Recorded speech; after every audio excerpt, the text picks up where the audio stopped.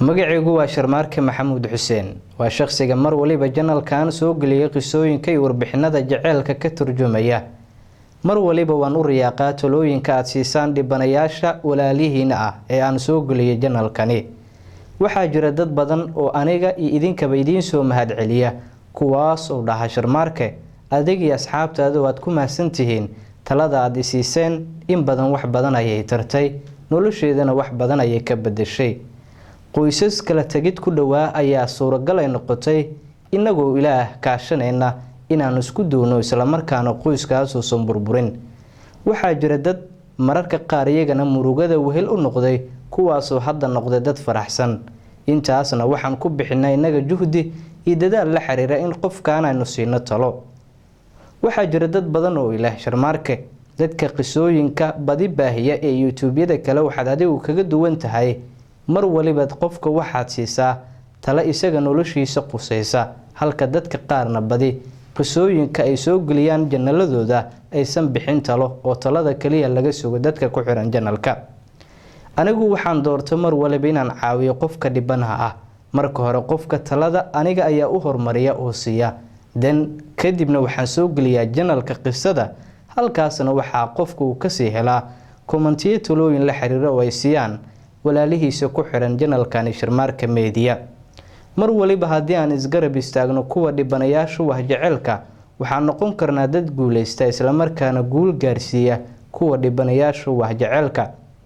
sidoo kale dadka qisooyinkooda halkaan aynu ku baahino waanu la xiriirnaa waxaanu ka wareysanaa xaaladooda waxa iska bedelay tilaabooyinka uu qaado qofka maxaa yeelay maanta markaad xanuunsan tahay oo dhakhtar u tagtid dhakhtarka hadii uu ku soo qoro dawooyin waxa uu ku yiraahdaa muddo weey kadib igu soo laabo si aan u qiimeeyo xaaladaada isla markaana uu ogaado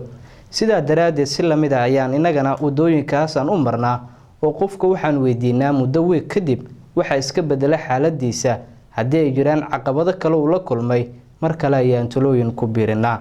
intaas ka Sharmaarke ahaan anigu waxaan dadaal ugu bixinayo waxay tahay inaan arkin qof dhibana jaceyl u ah qof u murugaya jaceyl inkastoo jaceylku uu dhibaato badan yahay hase ahaatee markasta waxa iga go'an inaan caawiyo kuwa dhibanayaashu waa jaceylka ha ka xishoon inaad la soo xiriirtay shabakada Sharmaarke Media marna ha yareysan xaaladda ku haysata markasta waxa laga yaabaa inaad u baahan tahay talo laga yaabo in wax badan ay ku tari karto maankaaga hadda aan ku urursaneen ama aan ku jirin xilli kasta waxaan u taaganahay caawinta kuwa dhibanayaashu wax jaceylka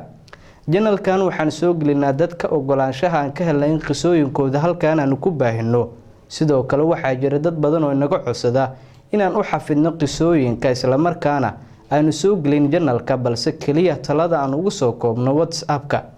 kuwa naga codsada in janalkan u soo gelino si qisooyinkooda ama qisadooda ay kaga helaan talooyin badan oo la xiriira bulshada ku xiran janalkan waan u soo gelinaa janalka sidoo kale waxaan qofka u xafidnaa anaga magaciisa halka uu joogo iyo marxaladaha la xiriira noloshiisa uu jecel yahay inaan la baahin intaasna waa codsiga qofka markuu nala soo wadaago hase ahaatee qofka markuu jecel yahay in magaciisa iyo halka uu joogo iyo waxyaabaha kale ku urursan qisadiisa inaanu baahino halkan waan ka baahinaa markasta qofka sidoo u qanacsan yahay ayaan inagu fursad u siinaa inaan u gacan qabano maxaa yeelay waa dhibane laga yaabo maanta marxaladda uu ku jiro inuusan dareemi karin hase ahaatee markasta inaga waxaan u nahnay